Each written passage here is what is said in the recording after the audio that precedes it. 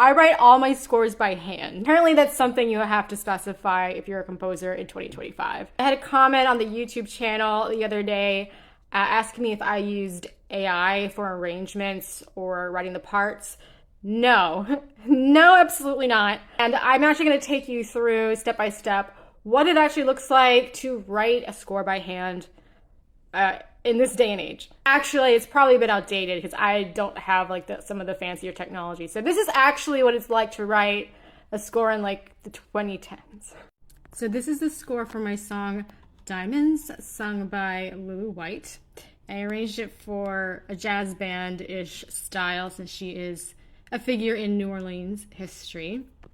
And here we've got the piano, got clarinets, oboe, bassoon, a little wind section, trumpet, trombone, tuba, I need to fix the spacing, and a double bass, upright bass.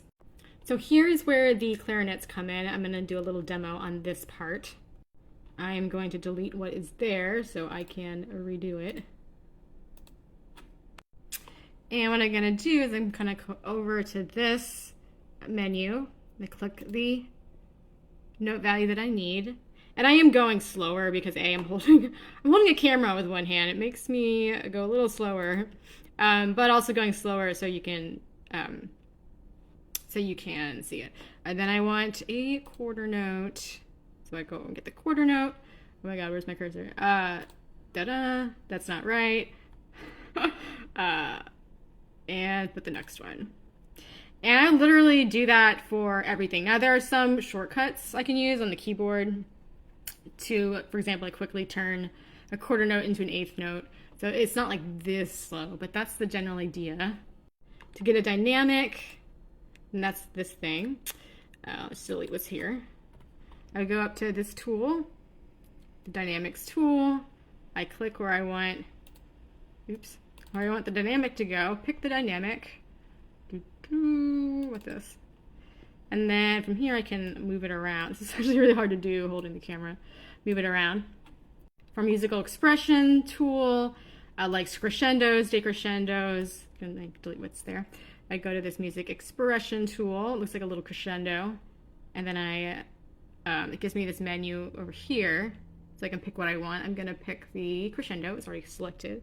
Woo! And then I'm going to go draw it. And again, I can move it around to what I want. Down here, you can see this is a slur.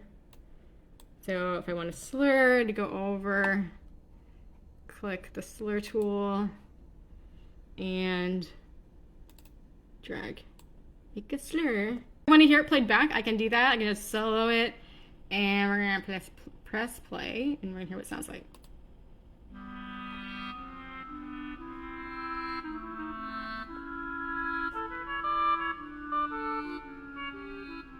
Oops.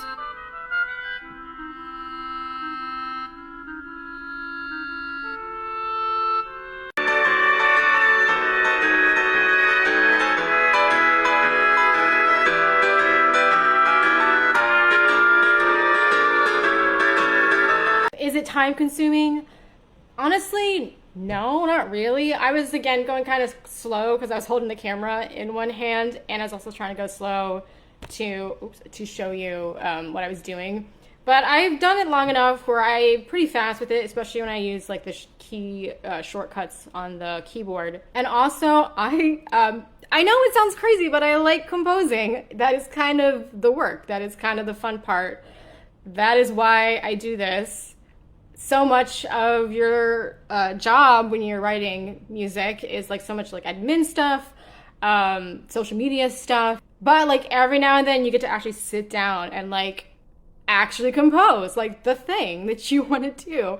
And the last thing I would do is farm that out to a bot. So I hope that demystified the process a little bit. I am more than happy to do more videos about this. If anyone's interested, please comment if you are. I don't know if everyone's as geeky as me when it comes to music notation, but let me know. I'm more than happy to make more videos. And I also want to ensure everyone who follows this page and listens to my music that you are always getting 100% handwritten scores from me if you're listening to any of my songs.